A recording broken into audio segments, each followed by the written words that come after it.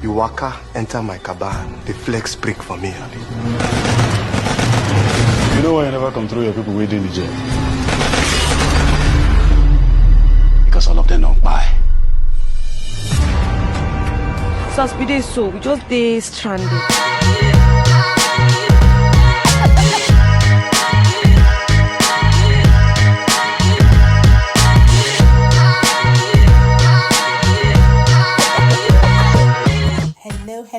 Hello everyone. Welcome to Nollywood Movie Reviews. Today I'm reviewing the latest Nigerian movie, Oloture, The Journey. It's showing on Netflix currently as we speak. If you guys remember, a few years ago, the first part came out. So let me give you a little more background as to what happened in the first one. So basically, a very naive journalist goes undercover as a prostitute to expose human and sex trafficking on the tough streets of Lagos, and discovers a world of exploited women and ruthless violence. So many deaths along the line, but finally, guys, the one we've been waiting for, Oloture, The Journey. So this continues now with 13 young ladies going through the border. These ladies have already been sold into what I would call slavery, pretty much. The goal is to take these ladies to Europe. End of part one shows the ladies on the bus. Before getting on the bus, they scared the heck out of them. They took them to a babalawo, put them in a coffin. I mean, just really scared them. So now the end of part one finishes where the ladies are heading to the border. And guess what? I feel like they failed us at the border because we kept hoping that the border personnel will catch these people, but they did not. Lucky or unlucky, one of them managed to escape. So now, let me just tell you, this movie is intense. It's filled with so much ups and downs. It's not only intense, but it's quite eye-opening, thought-provoking, and even heartbreaking. So the summary of this movie for me is a dog eat dog world, because there's no loyalty at all among the people pulling the strings. So this is a 3-episode drama. It's about 30 minutes long for each episode. And this movie was directed by Kenneth Yang, who has done several movies that are equally amazing. The cast for this movie, we have the beautiful and newlywed Sharon Oja, Omoni Oboli, Beverly Osu, Daniel Etim Effiong, Adebukola Oladipupo, Shegun Arinze, Patrick Doyle, Ikechukwu Ounaku, Buchi Franklin, and more. Well, let me just say, Sharon Oja and the whole cast gave a stellar performance, and I certainly kind of believed what they were doing. Even Beverly Osu, they gave their performances you could feel all the different intense emotions. So ladies, take your flowers. I mean, the entire cast, really. So as we delve into the second part, all I can say is my heart was literally in my mouth the entire time. Please, no! No! No! No! Every time you felt like, ooh, they escaped, something else happened.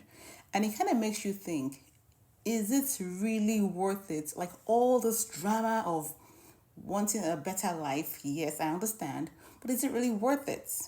So again, we are introduced to this young journalist. Like I said earlier, I would call her very naive, because even though she had good intentions, it just basically opened a whole can of secrets that needs to be exposed though, okay? So for me, the positives for this movie is, as expected, the production was crisp, it was top notch, it was very believable. Ebony Life definitely did not spare any expense on this production.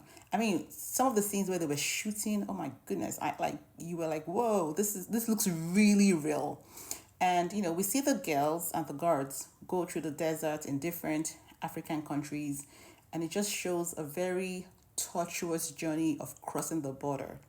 It's not for the faint of heart.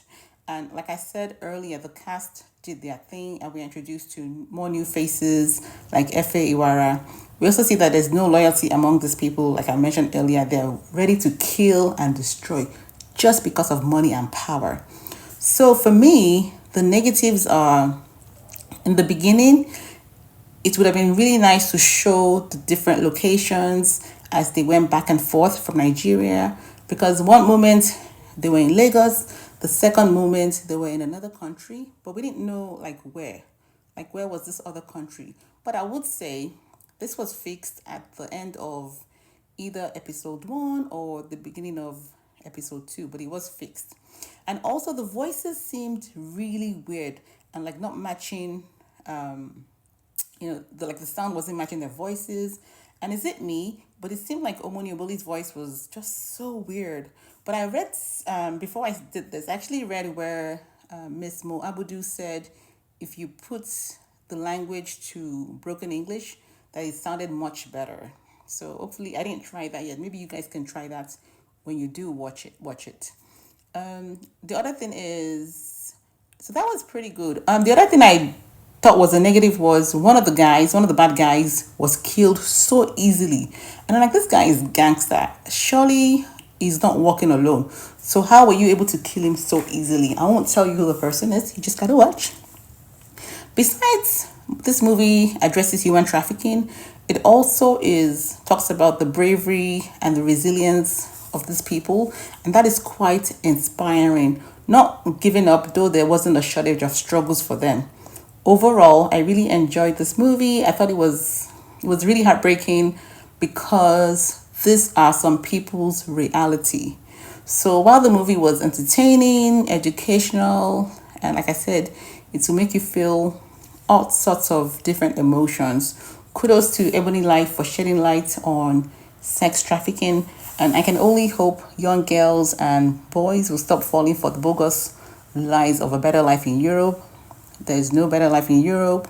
There's a good life when you are there legally, but when you go to any of these countries as an illegal alien, there's no better life. It's a struggle life. So guys, let me know your thoughts in the comment sections. Please share and subscribe to our channel. Until next time, peace out.